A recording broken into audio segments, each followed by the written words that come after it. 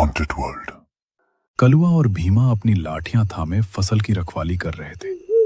आग की लपटें उनके चेहरों पर नाच रही थीं, जिससे उनके साए पीछे खड़े पेड़ों पर भूतिया लग रहे थे। देख भीमा, इस बार की फसल बड़ी मेहनत से पली है।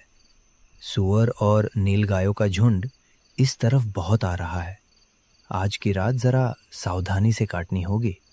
आप फिक्र मत करो कलुआ काका, भीमा की लाठी और उसकी भुजाओं में इतना दम है कि कोई जानवर तो क्या, यमराज भी आए तो एक बार सोचना पड़ेगा। आप बस आराम से बैठो। जवान खून है ना तेरा, इसलिए जोश ज्यादा है। पर याद रख, इस इलाके में सिर्फ जानवरों का ही डर नहीं है।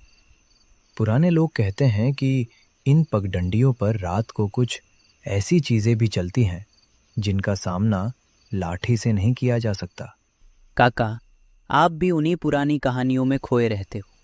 आज के ज़माने में ये भूत प्रेत सब मन का वहम है। तभी अचानक खेत के दूसरे कोने से, जहां झाड़ियां घनी थीं, किसी औरत के रोने और सिसकने की आवाज आती है। कलवा एकदम सतर्क हो जाता है। वो आवाज इतनी पतली और दर्द भरी थी कि सुनने वाले का कलेजा कांप जाए। ऐसा लग रहा था जैसे कोई औरत मुसीबत में हो और छिपकर मदद मांग रही हो। ठहर, सुना तूने? ये आवाज कहाँ से आई? हाँ काका, कोई औरत रो रही है। शायद किसी मुसीबत में फंसी है। मुझे जाकर देखना चाहिए। नहीं भीमा, इतनी रात को यहाँ कोई औरत कहाँ से आएगी? मुझे दाल में कुछ काला लग रहा है। तू यहीं रुक, मैं उस तरफ की मेड़ से होकर चक्कर लगाता हूँ। कलवा काका अपनी लालटेन और लाठी लेकर खेत के उत्तरी हिस्से की तरफ निकल जाता है। भीमा वहीं अकेला रह जाता है। भीमा अकेला खड़ा था, तभी उसकी नजर पास ही मौजूद एक विशाल और पुराने बरगद के पेड़ पर पड़ती है। पेड़ के नीचे एक स्त्री बैठी थी। उसकी सुंदरता ऐसी थी कि भीमा की आंखें फटी की फटी रह गईं। वो स्त्री कोई साधारण ग्रामीण महिला नहीं लग रही थी। उसके सफेद कपड़े चांदनी में चमक रहे थे और उसके खुले बाल उसकी कमर तक लहरा रहे थे। उसकी आंखों में एक अजीब सा सम्मोहन था। अरे आप कौन हैं? और इतनी भयानक रात में इस सुनसान पेड़ के नीचे क्या कर रही है? आपको पता नहीं यहाँ जंगली जानवरों का कितना खतरा है? भाई जी, मेरा नाम सुमित्रा है। मैं पास के गांव रामपुर जा रही थी। रास्ते का अंदाजा नहीं रहा और मैं भटक गई। मैंने यहाँ का रास्ता पहले कभी नहीं देखा है और अब डर के मारे मेरे पैर आगे नहीं बढ़ रहे। रामपुर? वो तो यहाँ से काफी दूर है और ये रास्ता तो सीधा घने जंगल की तरफ जाता है। आप यहाँ तक कैसे आ गई? बस भटक गई भैया। क्या आप मुझ पर थोड़ी दया करेंगे? मुझे थोड़ा दूर तक छोड़ देंगे, जहां से मुझे सही रास्ता दिख जाए। मैं आपका ये एहसान ताउम्र याद रखूंगी। भीमा का स्वभाव नेक था। एक सुंदर और बेसहारा स्त्री को इस हालत में देखकर उसका दिल पिघल गया। वह कलवा काका की चेतावनी पूरी तरह भूल गया। ठीक है, रोइए मत, मैं आपको गांव की सीमा तक छोड़ देता हूँ। चलिए मेरे साथ। भीमा और वो महिला धीरे धीरे खेत से निकलकर जंगल की ओर जाने वाली पगडंडी पर चलने लगते हैं। जैसे जैसे वे आगे बढ़ते हैं, हवा और भी ठंडी होने लगती है। सन्नाटा इतना गहरा था कि भीमा के चलने की आवाज भी गूंज रही थी, लेकिन उसने गौर किया कि उसके पीछे चलने वाली उस महिला के पैरों की कोई आवाज नहीं आ रही थी, मानो वो हवा में तैर रही हो। बस थोड़ा और आगे, फिर मुख्य सड़क आ जाएगी। वैसे आपके घर वाले आपको ढूंढ नहीं रहे होंगे? मुझे कोई नहीं ढूंढता भीमा, मैं खुद लोगों को ढूंढती हूँ। क्या? आपने मेरा नाम कैसे जाना? मैंने तो आपको बताया ही नहीं। अचानक वो सुंदर महिला बदलने लगती है। उसका चेहरा झुर्रियों से भर गया, आंखें अंदर धंस गई और उनमें से खून जैसा लाल पानी टपकने लगा। उसके हाथ के नाखून अचानक लंबे और नुकीले हो गए।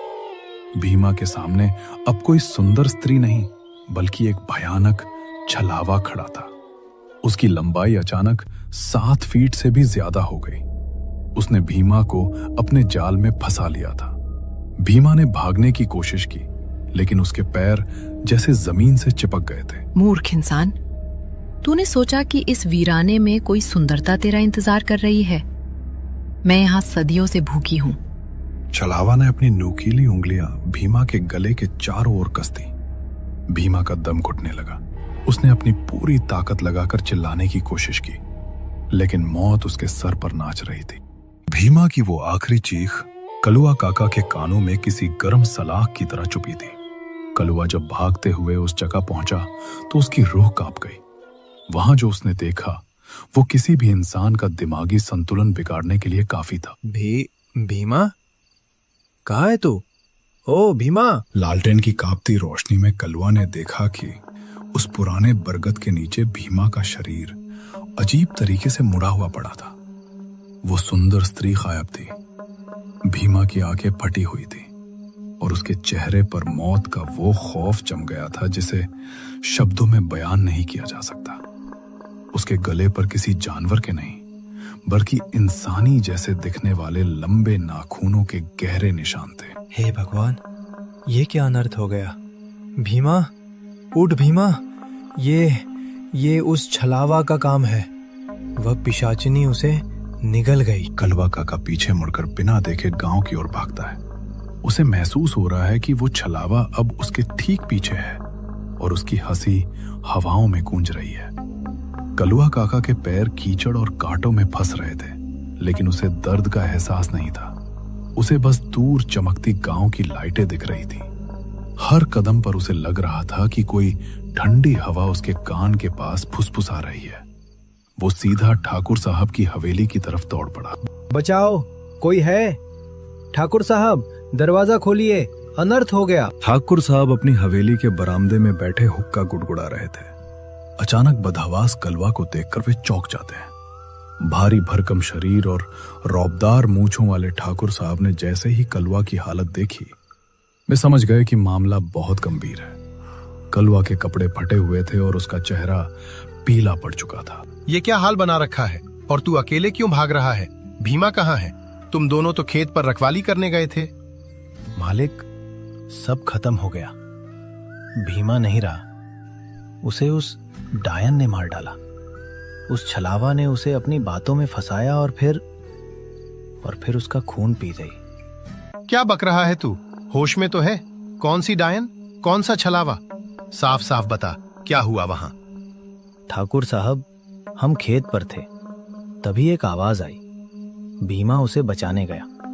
वहां एक सुंदर औरत बैठी थी। उसने भीमा से मदद मांगी और उसे जंगल की ओर ले गई। मैं जब तक पहुंचा, भीमा की सिर्फ चीख सुनाई दी। मैंने अपनी आंखों से उसका ठंडा शरीर देखा है मालिक। वो औरत कोई इंसान नहीं थी, वो तो शैतान का रूप थी। कलुआ की बातें सुनकर ठाकुर साहब की पेशानी पर भी पसीना आ गया। पूरा गांव अब भी सोया हुआ था, लेकिन उस खामोशी में एक अजीब सा डर था। कलवा, अगर तेरी बात सच है तो आज की रात इस गांव के लिए बहुत भारी होने वाली है। वो चीज अब यहाँ तक भी आ सकती है। कलुआ ने अपनी आंखें बंद की तो उसे फिर से भीमा की वो भयानक चीख सुनाई दी। वो चीख जो अभी भी पूरे जंगल और खेतों में गूंज रही थी और जिसका अंत अब और भी डरावना होने वाला था। छलावा का जाल अब पूरे गांव के इर्द गिर्द बिछ चुका था। दीनू, ओ दीनू, जल्दी इधर आ। जी सरकार, हुक्म करें। आपने इतनी रात गए मुझे याद किया। दीनू, फौरन पुराने मंदिर जा और पुजारी जी को यहाँ ले आ। उनसे कहना कि गांव पर काल मंडरा रहा है। उन्हें अभी इसी वक्त हवेली आना होगा। उनकी तंत्र विद्या ही हमें बचा सकती है। ठाकुर साहब की बड़ी हवेली का हॉल, लालटेन की रोशनी कांप रही है। कलुआ जमीन पर बैठा कांप रहा है। ठाकुर साहब बेचैनी से टहल रहे हैं। हवेली की ऊंची दीवारें भी अब सुरक्षित नहीं लग रही थी। कलुआ की दास्तां सुनकर ठाकुर साहब का दिल बैठ गया था। उन्हें समझ आ गया था कि यह कोई मामूली वारदात नहीं, बल्कि किसी पुरानी अतृप्त रूह का कहर है। तीनों भागते हुए बाहर जाता है और कुछ देर बाद पसीने से तरबतर होकर वापस लौटता है। उसके चेहरे पर हवाइयां उड़ रही थी।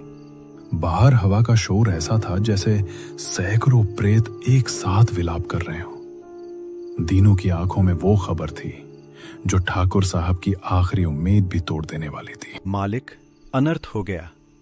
पुजारी जी गांव में नहीं हैं। उनके शिष्यों ने बताया कि वे पड़ोस के गांव सिद्धपीठ गए हैं और उन्हें वापस आने में अभी कम से कम 4 दिन लगेंगे। 4 दिन? ठाकुर साहब, 4 दिन में तो वो छलावा इस गांव के हर घर में मातम मना देगा। भीमा को तो उसने पल भर में खत्म कर दिया। हम 4 दिन कैसे बचेंगे? चुप हो जा कलुआ।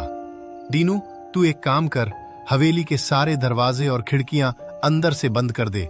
आज रात कोई भी बाहर नहीं निकलेगा। रात का सन्नाटा गहराता है। ठाकुर साहब और कलुआ अंदर के कमरे में हैं। दीनू पिछली रसोई का दरवाजा बंद करने जाता है, तभी उसे आंगन में वही पायल की छनछनाहट सुनाई देती है। दीनू का हाथ किवाड़ पर ही रुक गया। आंगन में एक मध्यम सी रोशनी फैली थी। उसने देखा कि कुएं के पास वही सुंदर स्त्री खड़ी है जिसकी बात कलुआ कर रहा था। उसकी सुंदरता देखकर दीनू का दिमाग सुन्न हो गया। वो भूल गया कि ये मौत का बुलावा है। दीनू, जरा बाहर आना, मुझे बहुत प्यास लगी है। क्या थोड़ा पानी पिलाओगे? पानी? आप यहाँ हवेली के अंदर कैसे आईं? दीनू जैसे ही एक कदम बाहर निकालता है, हवेली की बत्तियां अचानक बुझ जाती हैं।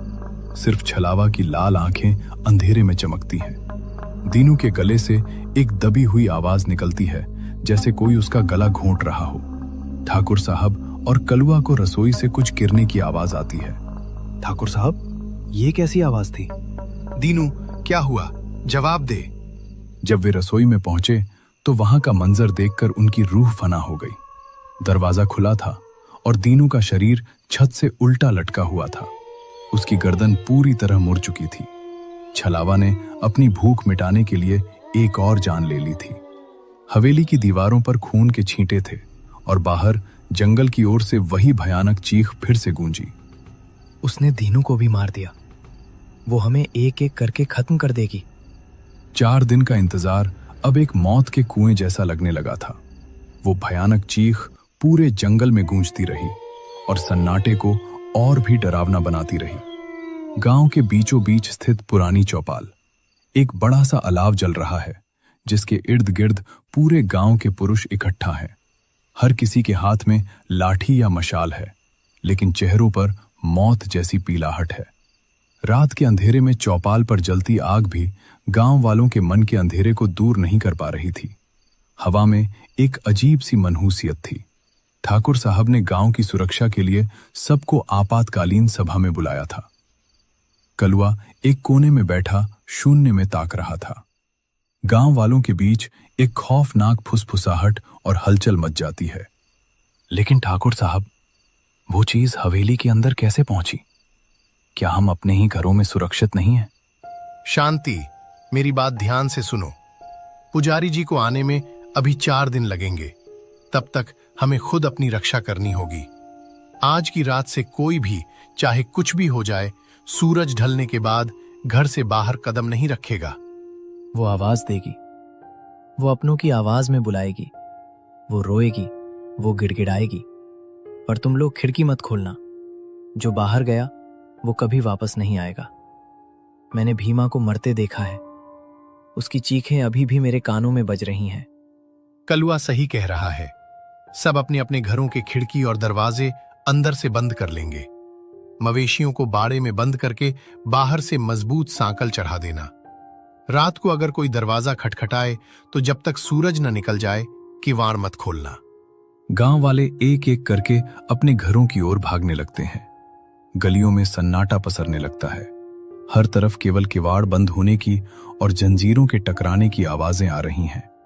देखते ही देखते पूरा गांव एक कब्रिस्तान की तरह खामोश हो गया।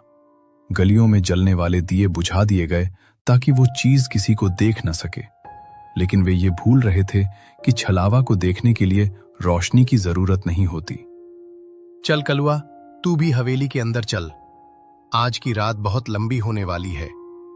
जैसे ही अंतिम दरवाजा बंद होता है और गांव में सन्नाटा छाता है, दूर जंगल की ओर से एक लंबी और डरावनी आवाज सुनाई देती है। वो आवाज किसी जानवर की नहीं थी। वो एक साथ हंसने और रोने का ऐसा मिश्रण थी जिसे सुनकर पत्थर का दिल भी फट जाए। वो छलावा गांव की सरहद पर खड़ा होकर उन्हें ललकार रहा था। कब तक छिपोगे? मुझे भूख लगी है। मुझे कोई बाहर छोड़ दो। गांव के अंदर लोग अपने बिस्तरों में दुबक कर कांपने लगे। खिड़कियों के बाहर कुछ खुर्रचने की आवाजें आने लगी। अचानक सन्नाटे को चीरती हुई वही भयानक चीख फिर से पूरे जंगल में गूंज उठी। वो चीख बता रही थी कि जाल बिछ चुका है और रात अभी बहुत बाकी है। ठाकुर साहब का विशाल शयन कक्ष। कमरे के कोने में रखी लालटेन मध्यम पड़ रही है। बाहर की हवा की सरसराहट ऐसी लग रही है जैसे कोई जंजीरें घसीट रहा हो। ठाकुर साहब बिस्तर पर लेटे हैं, पर उनकी आंखें छत की कड़ियों को तक रही हैं। बस 4 दिन, सिर्फ 4 दिन और पुजारी जी आ जाएंगे तो इस बला का अंत कर देंगे। कलवा डरपोक है, उसे वहम हो रहा होगा। कोई चीज हवेली की इन 4 फीट मोटी दीवारों को पार नहीं कर सकती। तभी ठीक उसी पल भारी लकड़ी के दरवाजे पर एक बहुत ही कोमल दस्तक सुनाई दी।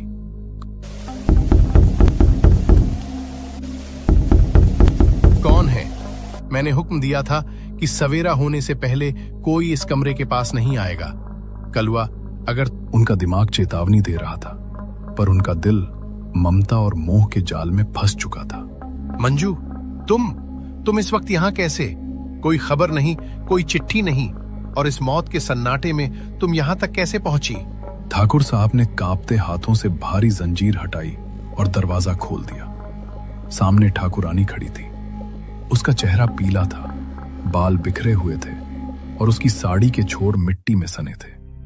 ठाकुरानी कमरे के अंदर दाखिल हुई। वो सीधे ठाकुर साहब की ओर नहीं गई, बल्कि कमरे के कोनों को ऐसे देखने लगी जैसे वहां कोई अदृश्य चीजें नाच रही हों। ठाकुर साहब, रास्ते में बहुत से लोग मिले। वे सब रो रहे थे।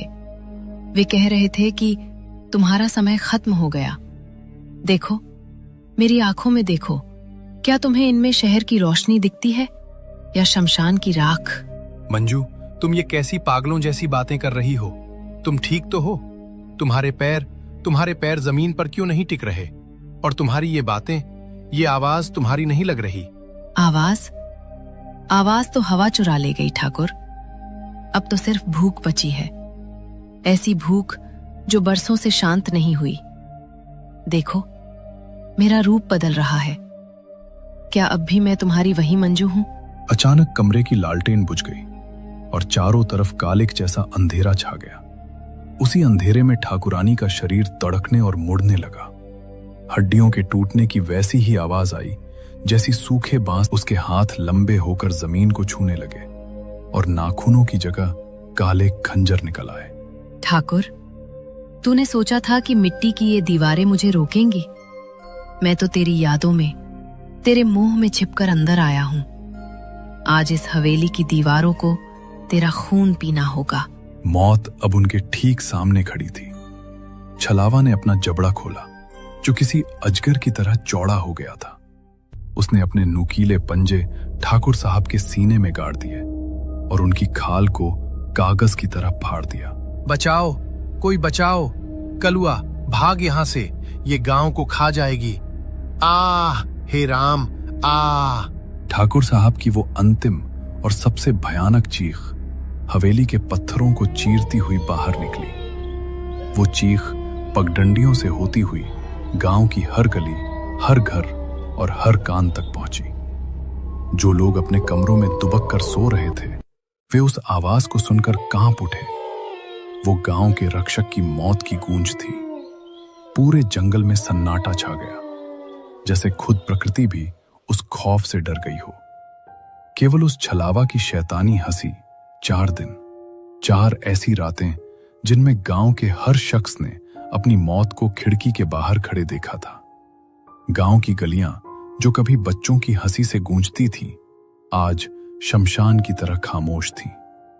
पुजारी जी जब अपनी खड़ाओं पहने गांव की मिट्टी पर कदम रखते हैं, तो वहां की जमीन से एक ठंडी आह निकलती महसूस होती है। उनके पीछे डरे सहमे गांव वाले ऐसे चल रहे थे जैसे वे किसी मसीहा के पीछे हों। महाराज, आप आ गए, पर सब लुट गया। ठाकुर साहब को वो चुड़ैल उठा ले गए। कलुआ, शांत हो जा। याद रख, प्रकृति में बिना कारण के पत्ता भी नहीं हिलता। ये रूह इतनी व्याकुल क्यों है?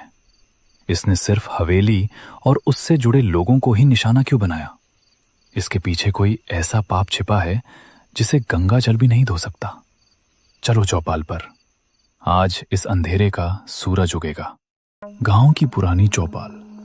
पुजारी जी ने एक विशाल सुरक्षा चक्र बनाया है और बीच में पवित्र अग्नि प्रज्वलित की है। गांव के बचे हुए लोग घेरा बनाकर बैठे हैं। सबकी निगाहें जंगल की ओर जाने वाली पगडंडी पर है। जैसे ही पुजारी जी ने अग्नि में विशेष आहुति डाली, अचानक हवा का रुख बदल गया। वो हवा जो अब तक ठंडी थी, अचानक गर्म और भारी हो गई। जंगल की ओर से एक काला धुआं रेंगता हुआ चौपाल की ओर आने लगा।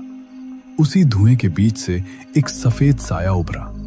वो वही सुंदर स्त्री थी, लेकिन आज उसके चेहरे पर वो मोहक मुस्कान नहीं थी, बल्कि उसकी आंखों से खून के आंसू बह रहे थे।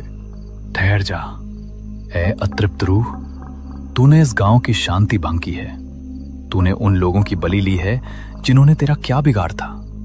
अपनी असलियत बता, वरना मेरी शक्तियां तुझे पाताल के सबसे गहरे अंधेरे में कैद कर देंगी। शक्तियां? न्याय?